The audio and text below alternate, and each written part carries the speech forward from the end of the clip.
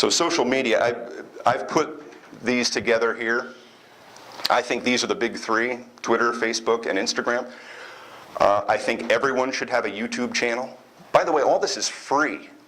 It's free.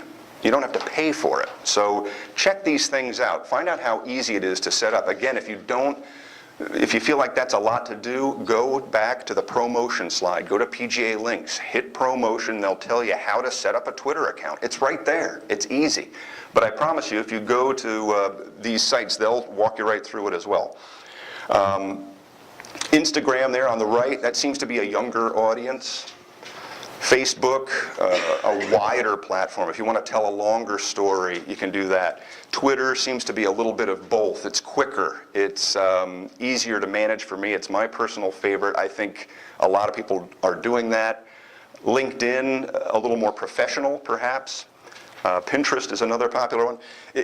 My advice is get a YouTube channel and start putting videos on it. It's a must. Get a video onto YouTube. Even if it's one, just start doing that. My second piece of advice is don't try and get everywhere. Pick one of these and nail it. Figure it out. And you're going to be on your way here. Hey Brian, you can link all those together too. Yes. The only thing that doesn't link anymore is LinkedIn. Figure it out. Good point. Good point. Yeah, a lot of these things can, and Rob has found a way to really get all of them active with, you can make one post and it goes to 5 different places. So you're really compounding the interest, so to speak. You know, nowadays with YouTube, it's so popular that if you're not on it, again, you're taking a step back. Get the videos on there, and once they're on there, you can link that to all other things. You can take them there through other social media platforms. You do have to keep your goals in mind. And you want to be yourself, and I know the social media folks in the room know what I'm talking about. It's good to show a little personality. It's good to show personality. I'm not a fan of, you know, here's the cheeseburger I'm about to eat, or this is the 38th picture of my puppy. I hate that stuff, frankly, but there's an element of it that is you. So you want to balance it out. Let people know what you're all about. If I've got a video of Tom Henderson doing a Neil Peart drum solo, I'm more likely to click on that than I am another putting tip. So it gives me a little bit more about Tom. It's interesting, so you got to balance it out. Put some stuff on that represents you, but make sure it's appropriate. We'll get into that in a second. You have to remember your goals. You have to remember your goals. So the frequency and timing, right there. I knew we were going to get to it. I may talk to Kirk about this a little bit, but my feeling is if you do it when it's appropriate, it's great. If you have a specific reason to post something, that's one thing. If you're just engaging people, I try to do maybe a couple tweets a day.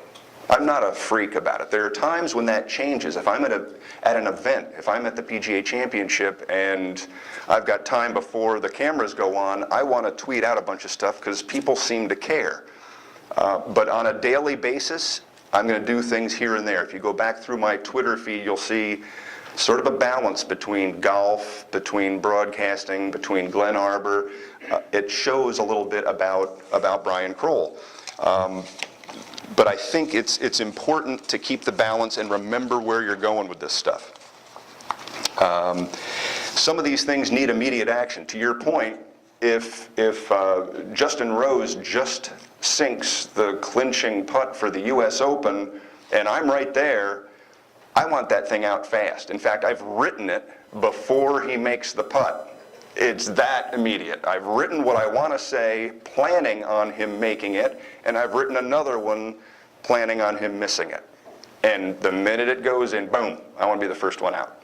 I want to be the first one out. So you can write these tweets and sort of time release them, so to speak. There are also apps where you can write a tweet and have it released at certain points during the day for a certain frequency, which is important. For me, I don't want to beat people over the head with this stuff. I think you pick a time each day to write some tweets and do it. Just schedule it in. It's like brushing your teeth. Just write a couple at the start, and then it'll start becoming a little bit more natural. But it's a good point. The frequency also, if something happens that's really cool with TaylorMade. So I've talked about Golf Genius, now I'm talking about TaylorMade, a couple sponsors of mine. If I want TaylorMade to see something, I'm not going to tweet it at 9 a.m. because it's really 6 out there. I want to know when your best chances of people seeing what you're saying about them is figuring out when they're most likely to be watching. And the easiest way to know when they're watching is to see their activity.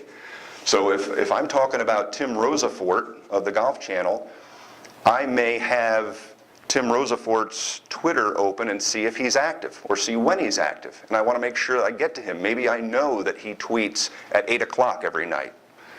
It's good to know who your motivators are, when they're active, and what your audience that you want to reach when they're active. That's huge. Also, some appropriate pictures. Yes, pictures make everything better, usually. And I'm going to talk about some times when they don't. But, pictures are great. Little video clips are great. It's important to engage your people. When I first started with the social media, I just put out comments, and there was no engagement. Now I'm actually answering people and bringing them into a discussion. John Kim, who is with PGA.com, great guy, very active in social media. I took this picture of, here's a great example, took a picture of Glenn Arbor's 18th hole and tweeted it out because it was in the middle of our member guest. He saw it, said, do you mind if I use it on PGA.com? I said, sure. So this never would have happened. So now he sends us this little contest, which is which golf hole is this? Who knows? He sends it out. He gets all sorts of activity. I think there were 1,600 mentions of Glenn Arbor because I just took a picture and said, beautiful day at the member guest. I didn't think of that. Now I do, but now hopefully you will. If you've got a beautiful look at a golf hole, send it out there and people are going to notice. And if you put at John Kim, he's going to notice. And all of a sudden, the word starts to spread. Here's another example. This winter, our pastry chef, Marissa Hernandez, makes this gingerbread house. So I put a picture of the gingerbread house on my social media. I tweet it out there. AJ Volpel from MGA sees it. Jeff Day sees it. All of a sudden they say, we want to make a cover out of that picture. So now that is featured on the front of the Met Golf Extra online. And, guess what? Glenn Arbor loves that. It was great. I made sure it was cool with them. I always encourage you to do that. But they saw that picture and said, man, let's run with it. Now all of a sudden Glenn Arbor has press, and press is good. It's good for Glenn Arbor, and it's good for you because you helped to generate it. Very, very important. So appropriate pictures are important. Getting back to balance, it can't be all about selling you. It can't be all about selling. I've got another friend who's an author. He bought a Twitter audience. I don't know what your thoughts are. Kirk, there are ways you can buy an audience. Well, I guess it depends on if you yourself are really running the Twitter account. I think it's much more engaging than if you hire like a social media person to do it. Are you saying more that every tweet and everything is always about promoting themselves? Yeah, he lost me. He lost me because every single tweet, he bought an audience. I went onto his site, 50,000 followers. I'm like, holy cow, how did this guy get 50,000 followers? And trust me, and you can get 50,000 followers today if you want them. The problem is they aren't really interested in you. They aren't engaged in what you're all about. It's kind of a cheesy way to look like more than you really are. And then he starts sending out stuff over and over again. If you keep, just for example, if you keep saying, take a lesson with Brad Worthington. Take a lesson with Brad. Here's Brad Worthington. Take a lesson with Brad. Take a lesson with Brad. Over and over and over again, it starts to get tiring. This guy was sending out, you've got to read my latest book 5 times a day, every day. That was it. There was nothing else about him. So I tuned him out. I unfollowed him, I took him off my stuff, and he's gone. So it's got to be genuine. It's got to be you. You've got to mix it in a little bit. Let them know what you're about. If you want to find out more, you send them to the website. Anyway, when I first got on also, I told this story before, but I thought I would be funny. A little humor. There's some fun stuff you can do, and I think the more entertaining your tweets are and your social media posts are, the better. So I put this little thing together. This was back when Tiger Woods had gone through his whole debacle at Thanksgiving, and it was a big mess. So it was the Tournament of Champions, and in Hawaii, and for the first time he wasn't there because of this injury he sustained by hitting a fire hydrant. We don't have to go through all that again. But I thought I'd be funny and say, Tiger, for the first time, is not in Hawaii. I'm sure he'll get a lay anyway. L-E-I, right? So I thought it was clever. And the first response I get is from Mrs. Steranka. Joe Steranka was the CEO of the PGA at the time. And she goes, what are you doing? Because I'm a little more active with the PGA. And I said, it's spelled L-E-I. It was a joke. She goes, if you don't have anything nice to say, don't say it. And I will never forget seeing that message from Joanne Steranka. So I kind of toned down my stuff after that. And if you want to get crazy with clever and humorous things, there are ways to do it. There are phantom websites. You could set up an alias Twitter account. If you want to get edgy and crazy, make up some name. Kirk has to, and he'll never tell you what the second one is. And that way you can go nuts if you really want. But be very careful. Be very careful. And in fact, again, I'm going to remind you that you represent your club, you represent your family, you represent your colleagues, your profession. You've got to keep that in mind. A couple quick ideas here also. I want you to roll with a couple ideas. This is not a Twitter seminar, by the way.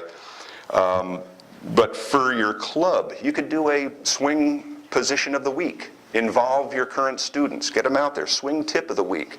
You could do exactly what John Kim does for PGA.com. Take a picture of one of the holes at your golf course and make it somewhat obscure, a different angle, and send it out to the membership and say, can you guess which hole this is? Involve them. Engage them. They love that stuff. The BCS, the championship game was on. There was a fake punt. And Billy Condon with Golf Genius sends out a tweet saying, what is the equivalent of a fake punt in golf?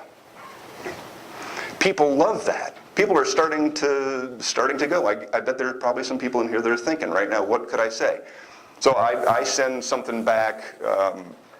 I'm 10 feet off the green, tight lie.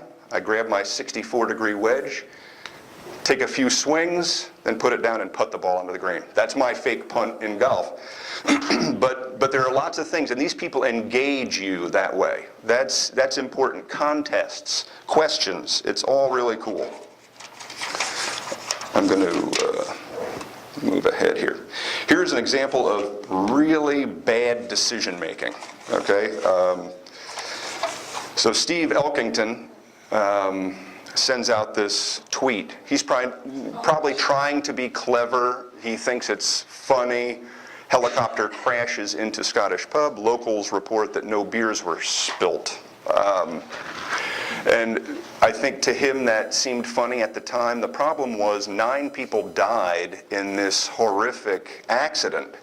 So it was in very poor taste. It was a knee-jerk reaction. He thought there was something funny in it, and I'm going to guess that he didn't know there were casualties when he sent it out. But the bottom line is, do your research before you throw it out there. Don't put your foot in your mouth like me with a lay in Hawaii. or something worse like this, when people really start to get a bad feeling about you. He immediately took this down from Twitter. But the world of social media and networking these days is so big. You could take it down, but it's living on. It's here right now with us at a Met PGA section event. We all know there's no way to truly get rid of it. Be very, very careful when you post things. Using photos, I think, are great. Again, Tom Henderson, I saw a great photo with you and Alice Cooper. It was a cool photo. He tweeted it out. I thought that was really smart. Was it extra smart? No, because he didn't have @the real Alice Cooper. So if you had taken that and said me with Alice Cooper and put @the real Alice Cooper, which by the way has 320,000 followers, then people may know a lot more about Hollywood Hendy than they do right now. Every time you've got an opportunity, that's a cool thing. Some of you may have notable students, people that you see day in and day out. Don't do anything without asking them. If I see Jimmy Roberts and invite him up here, and Rob and I set up a nice match for Jimmy and Dan Hicks, and they're out playing golf, I am not going to say, Dan Hicks and Jimmy Roberts are out playing because maybe they aren't supposed to be. Maybe they aren't supposed to be here. I don't know. I have to respect that uncertainty. So be very, very careful when you do that sort of stuff.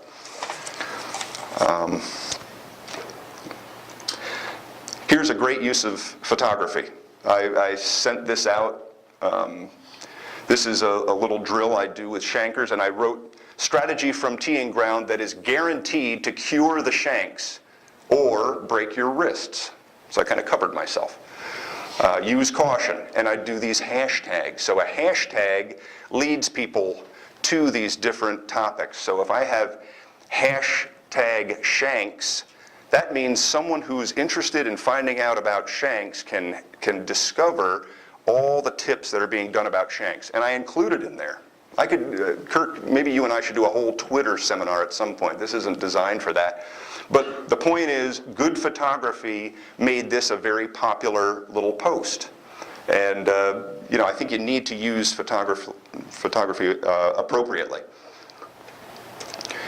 This great picture. I know I'm picking on Henderson a lot, but Mike Diffley is the 2013 @MasterCard, @Metropolitan PGA Senior Match Play Champion. A couple little hashtags, priceless and Met PGA. So the point is, it's awesome to take this picture and send it out there. It would be more awesome to put Diffley and Henderson and put their account information with it if they had it. It's even more awesome to mention that it's @Round Hill. It's more awesome than anything to say @MasterCard, because @MasterCard, those people see that. They are sponsoring this event. They're giving the Met section money to host these awesome tournaments, so we want to thank them. And there's nothing better than a handwritten note. But I'll tell you what, this is a piece of cake. You say, great day at Round Hill for the senior match play, thank you @MasterCard, and send it out. And then other people can just retweet it, and we could talk about that too. But that's basically, if you see this and like it, you just hit a little button that says retweet, and now you've done it again to all your followers, and it spreads. But this, in this day and age, giving a lot of thank yous to the people that are making things possible is very important. So that's a great job. Thank you, Jeff. That was nice. That was nice. The concept of hashtags and why they're important, if they're important. The hashtag is something that leads people to you. It's a like I said with the shanks, is a perfect example. So if there are people in the social media world that are interested in tweets that have something to do with shanking, they will type in shanks. And all the people who have done that hashtag shanks will show up, all those tweets, and they can follow the ones that are of interest to them. So you'll get hit more often by the people that you know are interested in your material. And you can do that a lot. Some people do them just out of a joke, but I think it's more like priceless is a little more internal for MasterCard people. They'll see that. They use Priceless a lot in their advertising, so that will show up. And MetPGA, if people are researching the MetPGA, they're going to see what's going on more if you hashtag it like that. This is the best as far as I'm concerned, at Metropolitan PGA. That builds our following and builds everything we're trying to do. So include sponsors in everything you do. That's perfect. They really appreciate it. Here's something that was selfishly for me. I like broadcasting. I like doing some of this stuff. So we had an LPGA event here at our club. And of all the gals that were there, Paige McKenzie stood out to me because she's a broadcaster on Golf Channel. So I took a picture, pretty nice one I think, of that ball just leaving there. That was nice. So I found her Twitter handle. I said a talent on the course and on at Golf Channel. Thanks at Paige McKenzie for a great at Assured Guarantee event at Glen Arbor. And I put the LPGA on there. There's a limit to how many ats you should put in there. That's probably pressing the limit. But again, I'm taking note of her. She loved this, retweeted it, favored it, loved it. Golf Channel saw it. Assured Guarantee said, wow, they're spreading the word about our event that we're holding at Glen Arbor. That's awesome. And LPGA sees one of their stars in action doing what they're supposed to do for charity and sponsors. So everybody wins, but that's a way to really include a lot of people and get the word out there a lot. Yes? On that, do you go to Assured Guarantee? Yeah, before the event even started, I talked to the main guy and said, would you mind if I did it? He said, just use your best judgment. Some care a lot, some want to screen them, that's a good point. But I think if you have common sense and post something that really is positive about the event, they're always going to love you for it. But great point, Charlie. There are a few that I nearly posted and I stopped. So I'll show you some photos that I don't think are good for posting. Here was one. I'm an upstate guy. Cow tipping is big up there, but these animal rights activists would have hated this. So I nearly did it, and then I said no. Cockfighting, no good. Just, if you're at a cockfighting match, do not post pictures of yourself. It's just, this was a regrettable situation. This seemed playful, innocent enough. I was up visiting Kevin at Syracuse, a little sorority party, and we played leapfrog. That was me there. I thought it was funny. No, do not put this on the web, okay? It's a mistake no matter what, so I didn't do it. Later that night, things got crazy. A little beer bong action. Never good, never good. This was me. This was Kevin's first funnel. That was kind of nice. No. Okay, so there you have to use common sense and say, that is not going to be good for my brand. I'm not going to do it. And it may be cool and funny, but just please, it takes a big beating when you do it the wrong way. The whole world is watching, your family, your students, current employer, future employer. I know that there are people in this room that look at the social media accounts of possible new employees. It's very important. It's out there. Everything you post is you giving a little piece of your bio for somebody like me to see. So be very careful.